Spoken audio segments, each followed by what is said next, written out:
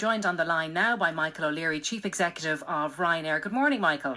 Good morning, Claire. How are you? I'm good. Thanks very much for joining us. You're calling on the Transport Minister here to immediately follow the UK government's decision and example. You want vaccinated citizens and their children under 18 to be allowed to travel freely from the 19th of July. Absolutely. The UK, as you know, yesterday came out and said fully vaccinated people can travel to green and amber countries, which is essentially all of the EU destinations. And critically, they said their children under 18 will not be subject to quarantine restrictions. We had a meeting with the Department of Transport yesterday, the National Facilitation Committee and the airlines and the tourism interest.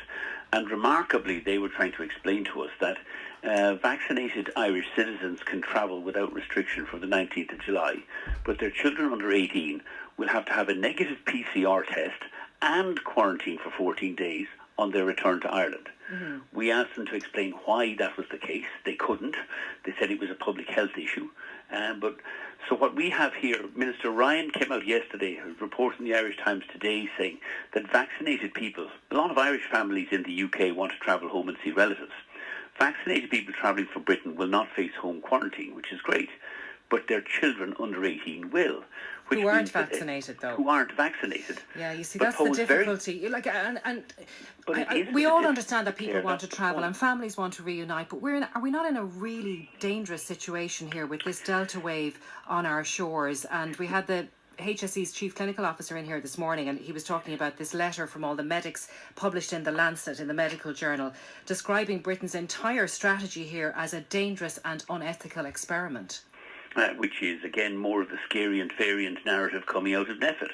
Micheál Martin yesterday proudly announced in a tweet 2 million Irish people are now fully vaccinated and 70% of adults have received at least one dose.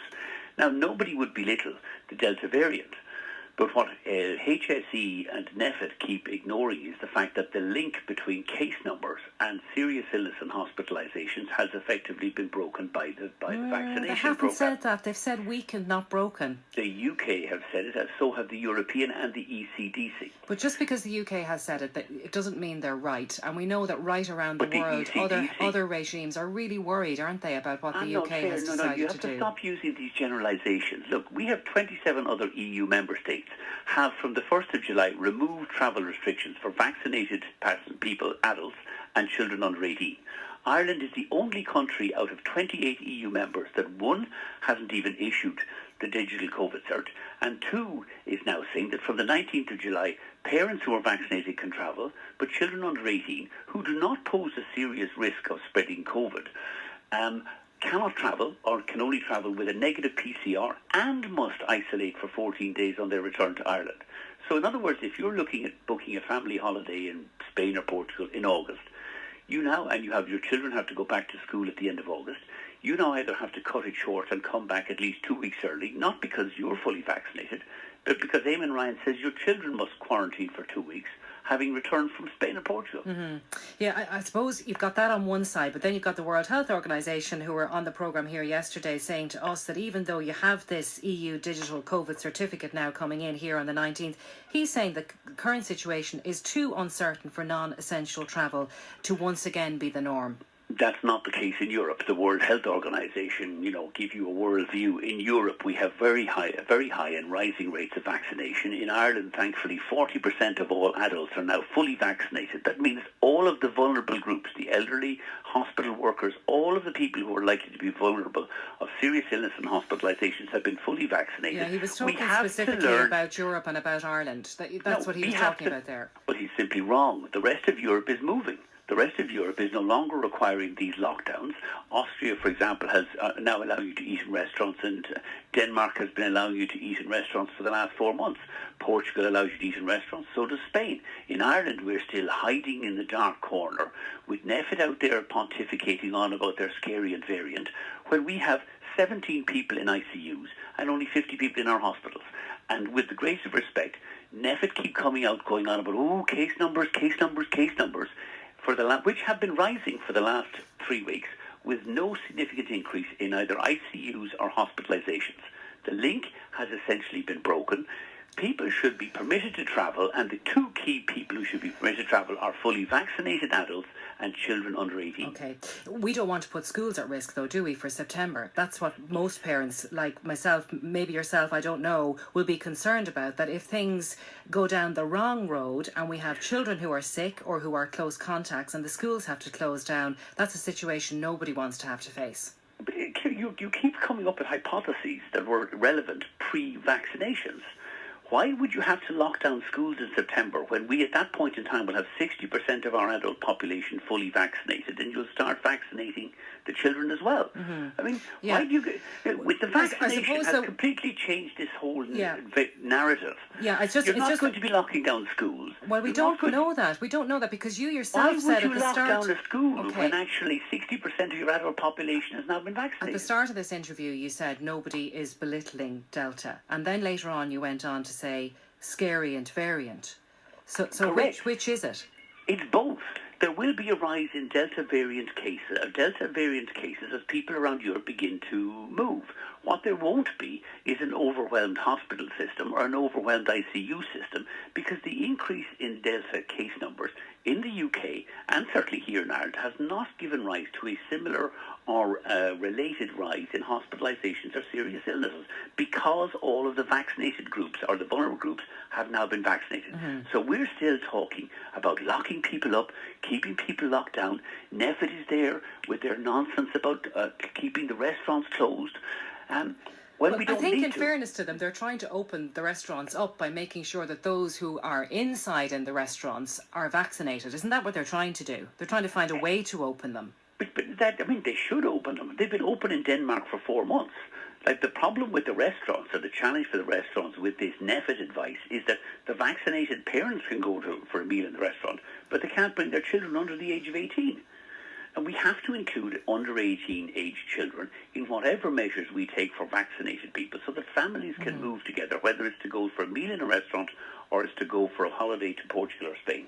Yeah, I just wonder what... Much more importantly, from an Irish point of view, the real prize here to get our tourism industry restarted is we need to start welcoming UK families in here. Mm-hmm. But you were calling for a more lax regime back in June 2020, and look what happened in the aftermath of that. I mean, NPHET, the HSE and the government are all operating here with caution. I mean, how are you so sure that they're wrong and you're right? Well, firstly, let's be careful with our dates. There was a more relaxed regime last year through May, June and July that did not result in hospitalisations. That came along in September and October. The difference now, and in 2021, is vaccinations, which has transformed the situation. We have 27 other EU member states where people are free to move around who are vaccinated. Children under 18 can eat in restaurants. In Ireland, we're still locked up. Our nearest neighbour, the UK, which, by the way, we have an open border with at the north of Ireland, have been allowed to eat in restaurants and open their pubs for about the last 4 weeks. And we're still NPHET telling us, we have to lock on for until the 19th of July. Every medic, I mean, look at that letter in the Lancet that I quoted earlier on with over 100 people in the UK, scientists and medics. That's not every medic. Luke O'Neill would tell you how it's a much more common sense approach. Like, stop quoting the Lancet. He was here. What did he say? What are you going to say that he said? Because I can tell you exactly what he said about it. He's not happy about it either. He thinks it's too much too soon. What's too much too soon? Opening up, allowing people to travel, allowing people to eat indoors, allowing people to be in crowds with no masks. That's simply, you're misquoting Luke O'Neill. He said there's no issue with vaccinated people travelling. I was here. I was here with them. Listen, go ask the question again. I'm not going to fight with you over Luke O'Neill. Why do you want to fight with me over somebody in the Lancet? No, listen. Vaccinated people are free to travel around Europe and have been since the 1st of July. Michael, I'm not arguing with you on the very fact, the basic point. People want to travel. I understand that, and people want to go out and work on airplanes and work in airports. Goodness me, they want to. But we've got to be careful. We don't want to put people at risk. We're in a new situation with this Delta thing. We don't know where it's going to end up. We do. We're not in a new situation. All of your vulnerable groups have been vaccinated, as they have been all over Europe. And you keep with respect, trotting out this, we have to protect. Who are you protecting? You're not protecting the vulnerable because they're already vaccinated. You may protect children under the ages of 25 or under the 18 from catching COVID, although most of them will be asymptomatic anyway and suffer very little serious illness. So who is it we are protecting with these ridiculous and frankly unique lockdown measures which apply in no other EU member state? We're protecting the people who won't be protected through vaccination. We're protecting the young people who will get it and get from COVID, Michael, and who may get long COVID. And we know that there are question marks over just how many young people will get long COVID and suffer symptoms for months after they are infected. But look, we hear what you're saying. You're just making that up. I'm not making it, Michael. Michael, I'm not making it up. Yes, you are. I speak to immunologists here every day. I am not making it up. The only person making stuff up here is you, because you're not a medic. You don't know how many people will be, the infection will bypass their vaccination. You don't know how many people will get long COVID. You can't say that with clarity. No, what I can say with absolute clarity, before you give me another bashing over the head, is that 27 other EU member states and their chief medical officer and their scientists have removed the restriction on travel between EU member states.